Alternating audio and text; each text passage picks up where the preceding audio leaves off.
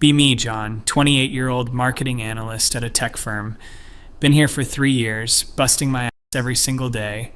Usually first one in the office at 7 a.m., last one out around 7 p.m. Genuinely love what I do, always looking for ways to improve our campaigns.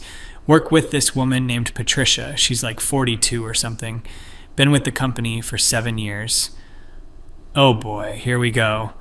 Patricia is, how do I put this delicately, exhausting. Not because she's a woman, not because she's older, because literally 50% of her day is spent talking about the patriarchy. The other 50% is split between actual work, maybe 20%, and extended breaks, 30%. I've done the math. I'm good at my job. First time I met Patricia was my second week. Seemed nice enough at first. Oh, another man in the department. What a surprise. Awkward laugh. Don't know how to respond. Just kidding, sweetie. But seriously, this company has a diversity problem. okface.jpg. Fast forward 3 years.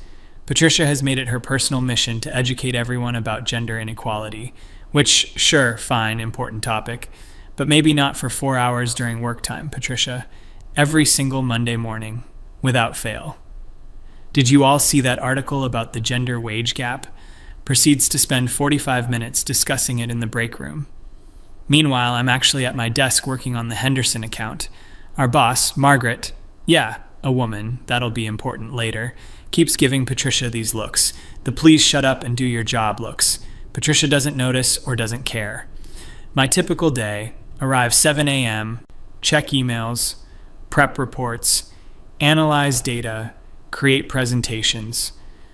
Patricia's typical day, arrive 9:15 a.m., flex time, she says, coffee break until 9:45, work until 10:30, discussion about feminism until 11:15, work until 12, lunch until 1:30, it's supposed to be 1 hour, work until 2, another break, work until 4, networking, complaining until 5, leave.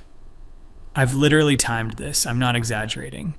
She does maybe 3 to 4 hours of actual work daily, and the quality, oof. Last month, Patricia turned in a campaign proposal. 17 spelling errors, 2 broken links, formatting all messed up. Margaret sent it back 3 times for revisions. My proposals usually get approved first try. Not bragging, just facts. I actually give a shit about my work. Anyway, about 6 months ago, our senior analyst position opened up. Guy named Marcus retired. Good dude, taught me a lot. Both Patricia and I were obvious candidates. We're the 2 most experienced people in the department besides Margaret. Patricia immediately starts talking about how it's finally time for this. I've been here 7 years. I deserve this promotion. Notice she said deserve, not earned. Subtle difference, huge implications. She starts getting more vocal about gender issues, if that was even possible. You know, statistically, women have to work twice as hard to get promoted. She says this while taking her 3rd break of the day. I'm literally running a data analysis for a major client presentation. Don't even look up from my screen. Over the next 6 months, I go into overdrive. Not because I'm competing with Patricia specifically, but because I genuinely want this promotion. Senior analyst has been my goal since I started. I start coming in at 6:30 a.m., staying until 8 p.m. some nights. Weekends, I'm reading industry reports, learning new analytics software. Take 2 professional development courses online. My campaign success rate goes from 78% to 91%. I bring in 3 new clients through networking. Save the Williams account when they were about to leave. Patricia's account originally, she nearly lost it through neglect. Margaret notices, I can tell. She starts giving me more responsibilities, asking my opinion in meetings, having me present to upper management. Patricia notices too, her feminist talking points get more pointed. Isn't it interesting how young men get so many opportunities? The corporate ladder favors a certain demographic. I've been working on the Anderson campaign for months. She hasn't. She started it 2 weeks ago, and I've seen her touch it maybe 3 times. Meanwhile, I'm actually putting in the work. Not trying to be a martyr here, I just genuinely love this job. Love the challenge, love seeing campaigns succeed, love that moment when data reveals a pattern nobody else saw.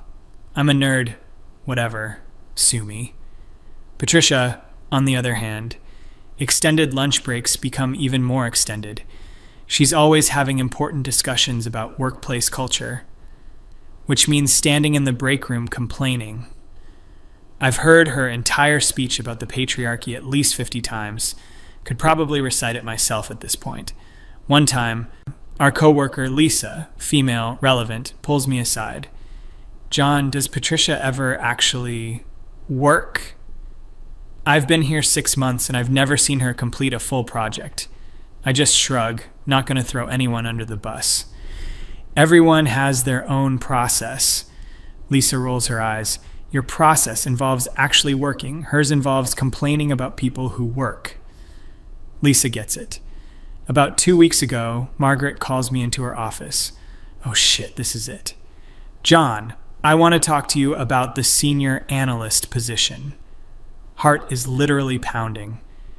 You've shown exceptional dedication and your results speak for themselves. Your campaign performance is the highest in the department, your client retention is outstanding, and your work ethic is exactly what we need in a leadership role. Trying not to smile like an idiot. I'm recommending you for the promotion. HR needs to approve it, but it should be announced by Friday. Yes, keep it professional though. Thank you so much, Margaret. I really appreciate the opportunity. You've earned it, John. Truly. She pauses. I want to give you a heads up, though. Patricia will not take this well. Understatement of the century incoming, I'm sure. I've tried to give her feedback about her performance, but she always deflects to discussions about gender bias. Her work quality has declined over the past 2 years, and her time management is problematic. Margaret looks tired. I say this as a woman who has fought against actual discrimination in my career. Patricia doesn't have a work ethic problem because of sexism. She has a work ethic problem because she doesn't prioritize her work. Damn, Margaret. Just be prepared on Friday. I'm announcing it at the team meeting. Friday comes. I've barely slept. Excited, nervous, also dreading Patricia's reaction. Arrive at 6:45 a.m. as usual. Patricia rolls in at 9:20 a.m. She's wearing what I assume she thinks is a power outfit. Guess she thinks today's the day she gets promoted. Oh, Patricia, no. Team meeting is at 10 a.m. Everyone gathers in the conference room. Our department is like 12 people. Patricia, me, Lisa, Jennifer, Aaron, Mike, Tom, Rebecca, Sandra, Kevin, and 2 newer people whose names I always forget. Sorry.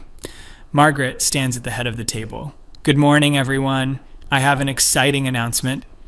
Patricia literally sits up straighter. She's smiling. Oh God, this is going to be so bad. As you know, we've been considering candidates for the senior analyst position. This was not an easy decision as we have talented people in this department. Patricia nods, like, yes, me, I'm talented. However, one person has consistently demonstrated exceptional performance, dedication, and leadership qualities. I'm trying to look neutral, don't want to seem cocky. I'm pleased to announce that John will be our new senior analyst, effective next Monday. The room erupts in applause. Lisa is grinning at me, thumbs up. Aaron reaches over to shake my hand. Jennifer mouths congratulations.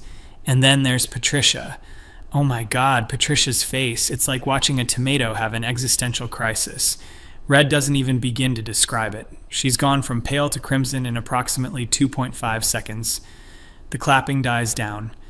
Everyone's starting to notice Patricia's reaction. She's literally trembling, hands gripping the table, knuckles white. Congratulations, John, Margaret continues. Your hard work has... What? Patricia's voice could shatter glass. Everyone freezes. Margaret stops mid-sentence. Patricia, I understand you're disappointed, but... Disappointed? I'm beyond disappointed. She's standing now. Full standing, chair screeching back. I have been here for 7 years. 7 years. She's jabbing her finger in the air with each word. And you're giving the promotion to him? The him is said with such venom. I'm just sitting there, frozen. What do I even do right now? Patricia, please sit down and we can discuss this privately. Margaret tries. No. We're discussing this right here, right now. Oh boy, here we go. This is exactly what I've been talking about for years. The patriarchy, the boys' club, the systematic discrimination against women in the workplace. She's literally yelling now. People from other departments are looking through the glass walls of the conference room. Lisa looks horrified. Aaron is staring at his notebook like it's the most interesting thing in the world. Mike has his hand over his mouth.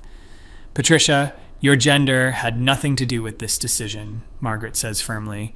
She's trying to stay calm, but I can see her jaw clenching. Bullshit. Did Patricia just drop an F-bomb in a professional meeting? Yes, she did. Complete bullshit, Margaret. I have more experience. I've been here longer. The only reason John got this promotion is because he's a man. Okay, now I'm getting a little pissed. I've worked my ass off, but I stay quiet. Margaret's handling this. Patricia, that's not true, and you know it, Margaret says. Her voice is getting that sharp edge. John's performance metrics are higher. His client retention is better. His work quality is consistently excellent, and he puts in significantly more hours than you do. Oh, shit. Margaret just went there. Patricia's eyes are bulging, literally bulging. More hours? You're penalizing me for having work-life balance? That's a feminist issue right there. Women are expected to sacrifice everything for their careers while men get promoted for basic tasks. Basic tasks? I've been here 10 to 12 hours a day for 6 months. Lisa can't help herself. Patricia, John stays here later than anyone and his work is really good. Oh, so now you're defending the patriarchy. Lisa. Patricia turns on Lisa like a snake. Internalized misogyny. That's what this is. You've been brainwashed by the system. Lisa's mouth falls open. What? I just said he works hard. That's the narrative they want you to believe. Patricia is fully screaming now. Her face is so red, I'm genuinely worried about her blood pressure. Women's work is always devalued.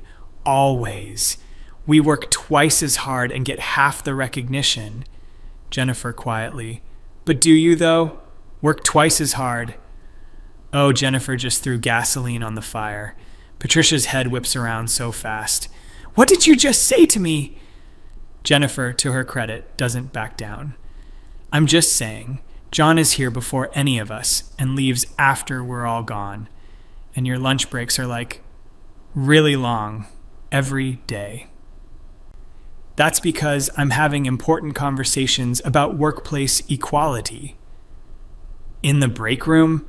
For 2 hours? Tom chimes in. Oh no, the whole room is turning on her. Not because she's a woman, but because everyone's been thinking this for years. You're all part of the problem, Patricia screams. She's gesturing wildly now. Knocks over a cup of coffee. Doesn't even notice. This is why feminism is needed. This right here. A qualified woman being passed over for a less experienced man who gets praised for doing the bare minimum. Margaret slams her hand on the table. Everyone shuts up. Patricia, my office. Now. No. Did she just refuse a direct order? No, Margaret, I'm not going anywhere. This needs to be addressed publicly since you made this announcement publicly. The announcement was a celebration of John's promotion. Your reaction is turning it into something else entirely, Margaret says coldly. Because it is something else. It's discrimination. She turns to me directly. Oh no. Oh no. You, John. I look up, trying to stay calm. What makes you think you deserve this more than me? Everyone's looking at me. I take a breath. Patricia, I don't want to. Answer the question. What makes you so special? Okay. Gloves off, I guess. I get here at 6:30 every morning. I stay until at least 7 p.m. most nights. I've completed 47 campaigns this year with a 91% success rate. I brought in 3 new clients. I saved the Williams account. I've taken 2 professional development courses on my own time. My work gets approved on the first submission 94% of the time. I do my job, Patricia. The room is dead silent. Patricia's face goes through several emotions: shock, anger, more anger, rage, then something almost like realization, but then back to rage. So what? So what? Working long hours doesn't mean quality. It means you're inefficient. Grasping at straws now. You have to stay late because you can't get your work done during normal hours. That's not dedication. That's poor time management. Rebecca speaks up. Patricia, he completes more projects than you in those hours. Like, significantly more. The quality of my work is excellent. You had to revise the Henderson proposal 4 times last month, Aaron says quietly, because Margaret has unrealistic standards for women. Margaret's eye twitches. I have the same standards for everyone, Patricia. John's work rarely needs revisions because he takes his time and does it right the first time. While I'm juggling multiple responsibilities. Like what? Mike asks, genuinely curious, not even snarky. Like educating people about workplace inequality, like being a voice for women in this department, like emotional labor that men never have to do. That's not your job, though, Lisa says. Are you kidding me right now, Lisa? Are you kidding me? Patricia grabs her portfolio off the table. I think she's about to leave. Nope. She throws it. Literally throws it. Papers everywhere. 7 years. I have given 7 years to this company. I have fought against discrimination. I have advocated for women's rights. I have tried to make this a better workplace for everyone. And this is how I'm repaid? By being passed over for some golden boy who stays late to kiss ass. Now I'm actually mad. I stand up. Patricia, I've never kissed anyone's ass. I do good work because I care about my job. Oh, how noble, she shrieks, literally shrieks. The humble hard worker, the dedicated employee, while I'm the villain for daring to have opinions about gender equality. No, you're the villain for not doing your job, Jennifer says flatly. Damn, Jennifer. Patricia looks like she's been slapped. How dare you? It's true, though, Tom says. We've all noticed. You spend hours every day talking instead of working. Your projects are always late. You take 2-hour lunches. You leave at 5 p.m. sharp every day while the rest of us are still working. Work-life balance, Patricia screams. That's healthy. Just because John has no life outside of work doesn't mean I have a life, I interrupt. Calm, steady. I go to the gym 4 days a week. I see my family on Sundays. I date. I have hobbies. I just also prioritize my career because it's important to me. Those things aren't mutually exclusive. Patricia is breathing hard. Looks like she might cry, or explode, or both. This is illegal, she says suddenly, voice shaking. This is gender discrimination, and I'm reporting it to HR. Please do, Margaret says. Ice cold.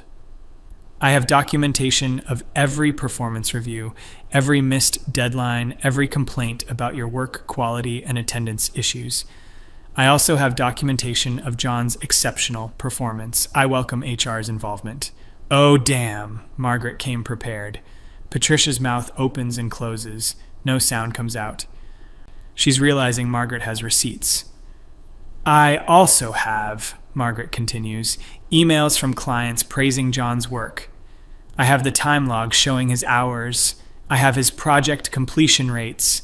I have everything I need to justify this decision. What do you have, Patricia? Margaret with the knockout punch. Patricia's eyes are watering now. I have loyalty. I've been here 7 years. Yes, you've mentioned that. Margaret interrupts. Tenure alone doesn't earn promotions. Performance does. Results do. Dedication does. John has all of those things. And what do I have? Nothing. My work means nothing. Your work would mean something if you did more of it, Margaret says bluntly. I've never heard Margaret be this direct. She's had it with Patricia. We all have, honestly. Patricia stands there, trembling. Mascara starting to run. Everyone's staring. People from other departments are definitely watching through the glass walls now. This is the most entertainment this office has seen in years. You're all against me, Patricia says, voice breaking. Every single one of you, because I dared to speak up, because I dared to challenge the status quo. No, Lisa says gently. We're not against you because you spoke up. We're just... Patricia, you don't do your work. That's the issue. Just that. Internalized misogyny! Patricia screams again, back to yelling. The tears are flowing, but she's still raging. All of you. You've been brainwashed. You think if you work hard enough, if you play by their rules, you'll be rewarded. But the system is rigged. It's rigged against women, against anyone who challenges it. I challenged it, and now I'm being punished. You're not being punished, I say quietly. You just didn't get a promotion you didn't earn. Probably shouldn't have said that. Patricia's head turns toward me in slow motion, like a horror movie. Didn't earn, whispered. Oh shit. Didn't earn. There's the yell. I have a master's degree. I have 7 years of experience. I have knowledge and expertise that you couldn't even dream of. Then why aren't your results better? Margaret asks. Simple question, devastating effect. Patricia's face crumples. The reality is hitting her. She didn't get the promotion because she didn't deserve it. Not because of sexism, not because of the patriarchy, because she doesn't do her job well. I can't work in this environment anymore, she says, voice hollow. I can't work somewhere that doesn't value me, that doesn't respect me. Patricia, Margaret starts. No, I'm done. I'm done with all of you. She grabs her phone from the table, starts walking toward the door, turns back, points at me. You, enjoy your promotion. Enjoy being the poster boy for mediocrity, rewarded by a broken system. I hope you choke on it. Whoa, harsh. She looks at Margaret. You'll be hearing from my lawyer. This is discrimination, and I will not let it stand. My door is open when you're ready to have a rational conversation, Margaret says calmly. Rational? You want rational? Patricia laughs. It's unhinged, actually scary. There's nothing rational about this. Nothing, she storms out, slams the conference room door so hard the glass shakes. Everyone watches her grab her purse from her desk. Storm through the office, slam the main door, gone. Silence in the conference room. Literally could hear a pin drop. Kevin, one of the quiet guys, breaks the silence. Well, that was fucking insane. Nervous laughter ripples through the room. Margaret sighs deeply, rubs her temples. I apologize that you all had to witness that. This should have been handled differently. Not your fault, Rebecca says. She lost it. Completely lost it, Aaron agrees. Margaret looks at me. John, I'm sorry your promotion announcement was overshadowed by... that. It's okay, I say, still kind of in shock. Are you okay? Lisa asks me. Yeah, I didn't expect that level of reaction. Dude, we all expected something, Mike says, but that was next level. That was nuclear. Jennifer nods. I thought she might be upset, but the screaming, the throwing things, calling you mediocre, that was so out of line.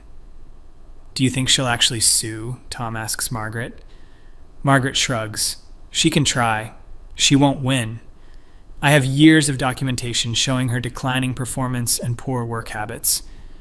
I also have years of documentation showing John's exemplary performance. She looks tired. I've been trying to help Patricia improve for 2 years. Every conversation turns into a lecture about gender politics. I gave up trying 6 months ago. Why didn't you fire her? Aaron asks. Honestly, I was afraid of exactly this. The accusations of discrimination. It's easier to just manage around her. Margaret shakes her head. But that's not fair to the rest of you who are actually working hard. Something needs to change. The meeting wraps up shortly after. People come up to congratulate me individually. Everyone's still kind of shell-shocked. I go back to my desk, try to process what just happened. My phone buzzes. Text from Lisa. Congrats on the promotion. Sorry, Patricia's insane. Text from Jennifer. You deserved it. Don't let her make you feel bad. Text from my mom. How did the announcement go? Oh boy, Mom, do I have a story for you. Spend the rest of the day in a daze. People from other departments keep stopping by. Dude, we heard Patricia freaked out. Is it true she threw her portfolio? Someone said she called you mediocre. News travels fast in an office. Around 3 p.m., Margaret calls me into her office again. How are you holding up? I'm okay. Just wasn't expecting that.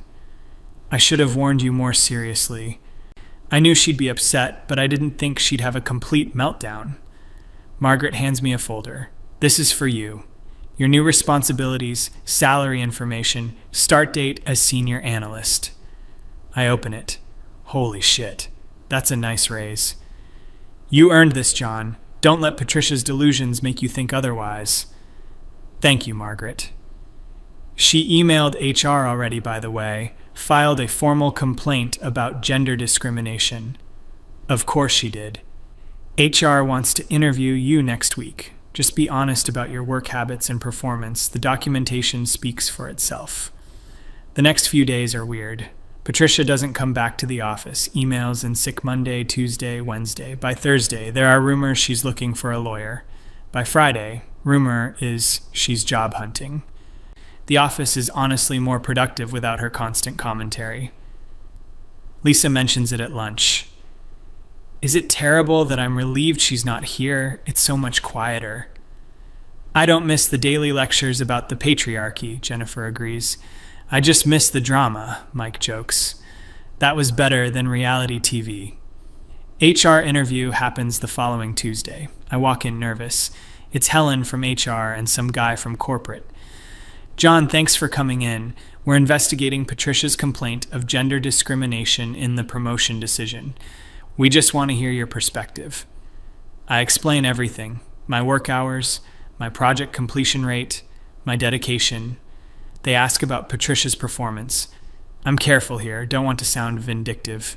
I can only speak to what I observed. Patricia seemed to spend a lot of time on non-work-related discussions. Her projects often needed multiple revisions. She took extended breaks. But those are just my observations. Helen nods, taking notes. Did you ever feel that Margaret favored you because of your gender? No. Margaret is extremely fair. She's given me feedback when my work wasn't good enough and praise when it was, same as she does with everyone. The corporate guy speaks up. Patricia claims you were given preferential treatment, including better clients and more opportunities to present to management. I was given those opportunities after proving myself. Margaret started giving me more responsibility about a year ago after I successfully handled the Williams account crisis. That was Patricia's account originally. She had nearly lost them through missed deadlines and poor communication. I stepped in and saved the relationship. After that, Margaret gave me more high-profile work, but I had to earn that trust first. More questions, more honest answers. Interview lasts about 45 minutes. Thank you, John. We'll be in touch. 2 weeks later, official email from HR. After thorough investigation, including review of performance records, time logs, project completion rates, client feedback, and interviews with relevant parties, we have found no evidence of gender discrimination in the promotion decision. The decision was made based solely on merit and performance. Patricia emails her resignation the same day. Subject line, hostile work environment. Body of email is 3 paragraphs about the patriarchy, systemic discrimination, and her refusal to work for a company that doesn't value women. Margaret forwards it to the team with 1 line. Patricia has resigned, effective immediately. Please join me in wishing her well in her future endeavors. Lisa replies all, thumbs up. I start my new role as senior analyst the following Monday. It's everything I hoped it would be. More responsibility, better projects, leadership opportunities. The team is supportive and collaborative. Without Patricia's constant negativity, morale actually improves. We get more work done. People seem happier. 3 months later, Patricia posts on LinkedIn. Excited to announce I've joined as a senior diversity and inclusion consultant. Looking forward to fighting workplace discrimination and advocating for gender equality. Lisa sends it to our group chat. She found her calling. Jennifer, a job where complaining is the job. Perfect fit. Mike, think she'll actually work or just talk about working? Me, not our problem anymore. 6 months into my new role. Our department has exceeded targets 3 quarters in a row. I've hired 2 new people, 1 man, 1 woman, both fantastic. Margaret pulls me aside after a successful client presentation. You know, John, I had my doubts about promoting someone so young, not because of your ability, but because of the potential drama with Patricia. I'm glad I went with my gut. You've exceeded every expectation. Thank you, Margaret. That means a lot. The team respects you. Your work is excellent. And you lead by example. First one in, last one out. But you also encourage work-life balance for others. That's the kind of leader this department needs. Feels good, man. Really good. 1 year later, I get promoted again. Department manager, Margaret is moving to VP.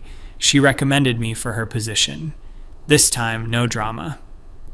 Just a team celebration and genuine congratulations.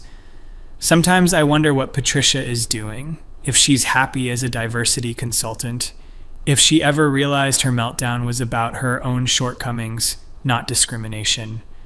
Probably not. Some people never learn. They'd rather blame the system than look in the mirror. But that's not my problem anymore. I'm too busy actually working, earning my success, 1 early morning and late night at a time, the way it should be, the way it always should have been. Merit over seniority, results over rhetoric, work ethic over victimhood. And honestly, life's pretty good when you just focus on doing your job well. Imagine that feeling when you realize the real patriarchy was the work we did along the way, or something. Anyway, that's the story of how Patricia lost her mind over a promotion she didn't deserve, and how I learned that sometimes the best response to drama is just consistently good work. The end. Just kidding, I got a girlfriend. She thinks the Patricia story is hilarious. Life is good.